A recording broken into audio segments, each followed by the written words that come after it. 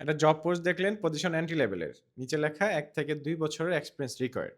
স্বাভাবিকভাবেই প্রশ্ন আসে যে এন্ট্রি লেভেলের জবে যদি এক্সপেরিয়েন্স লাগে তাহলে এক্সপেরিয়েন্সটা পাবো কোথায়?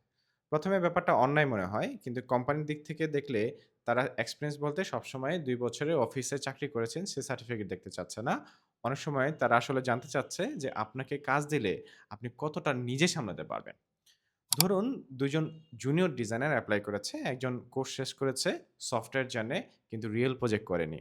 আরেকজনেরও ফুল টাইম জব এক্সপেরিয়েন্স হয়তো নাই, কিন্তু সে কয়েকটা রিয়েল প্রজেক্ট করেছে, ফিডব্যাক নিয়ে রিভাইজ করেছে, ডেভেলপারের সঙ্গে হ্যান্ড অফ করেছে।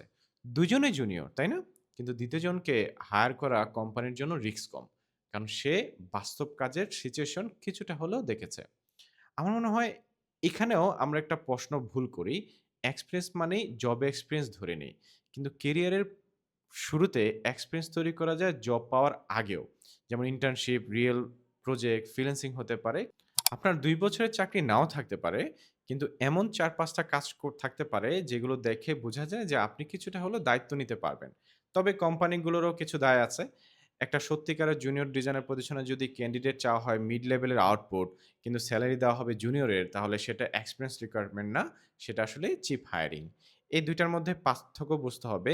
তাই এন্ট্রি লেভেল জবে ১ থেকে ২ বছরের এক্সপেরিয়েন্স দেখেই আমি নিজেকে সবসময় রিজেক্ট করতাম না।